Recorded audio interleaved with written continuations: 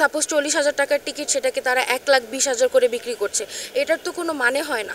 তারপর আবার টিকিট কাউন্টারে বা ওয়েবসাইটে টিকিটের অ্যাভেলেবেল থাকছে না, কিন্তু ওরা টিকিট প্লেন আবার খালি চলে যাচ্ছে, মানে খালি সিট নিয়েই চলে যাচ্ছে।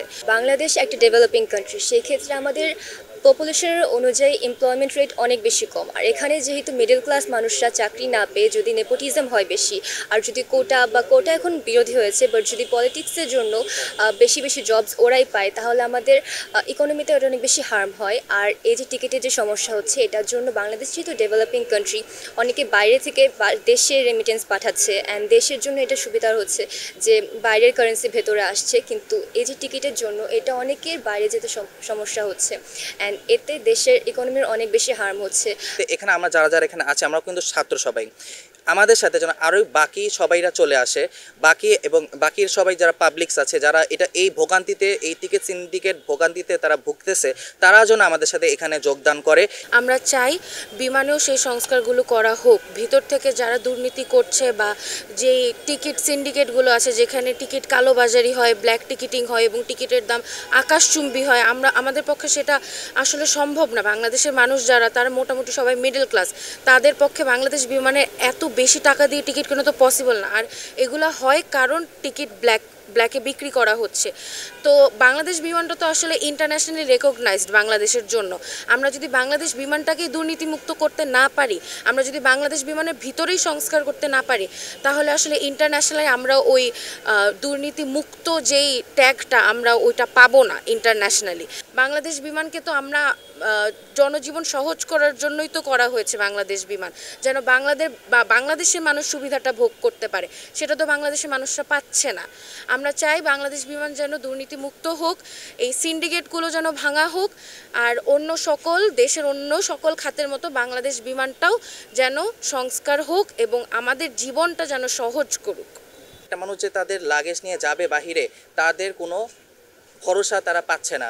এবং ইভেন অনেক মানুষ যারা সৌদি আরবে যারা কাজ করতেছে, তারা ওয়ার্কার যারা, তারা তাদের পরিবারের জন্য স্বর্ণ আনতেছে, তারা তার পরিবারের জন্য অনেক মূল্যবান জিনিসপত্র নিয়ে আসতেছে, কিন্তু তারা বাংলাদেশে আসার পরে তারা দেখতে পারতেছে তাদের ব্যাগে থেকে স্বর্ণ নেই, তাদের ব্যাগে থেকে মোবাইল নেই, তাদের ব্যাগে থেকে অনেক কিছু তারা পাচ্ছে না। মালয়েশিয়ার কতগুলো শ্রমিক তারা মালয়েশিয়াতে যেতে চাচ্ছিল, কিন্তু তারা যেতে পারতেছিল না, কারণ এই টিকিট সিন্ডিকেটের কারণে। তারা যেতে পারতেছে না, আমাদের রেমিটেন্সে তখন কী হবে, তাদের পরিবারের কী হবে?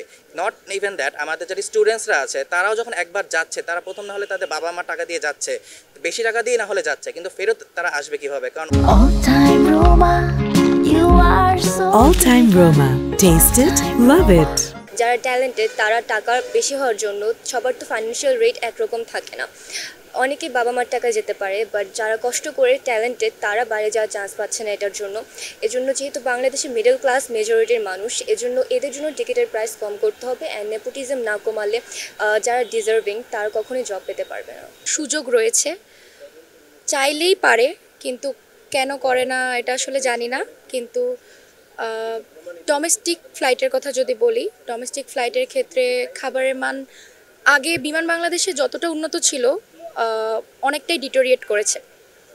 তো এক্ষেত্রে যেহেতু সুযোগ আছে, অবশ্যই অথরিটির এদিকে নজর দেওয়া উচিত এবং খাবারের মান উন্নয়নের চেষ্টা করা উচিত। আমি মনে করি না এই বিমানের নিয়ে স্বচ্ছতা দেখা যায়।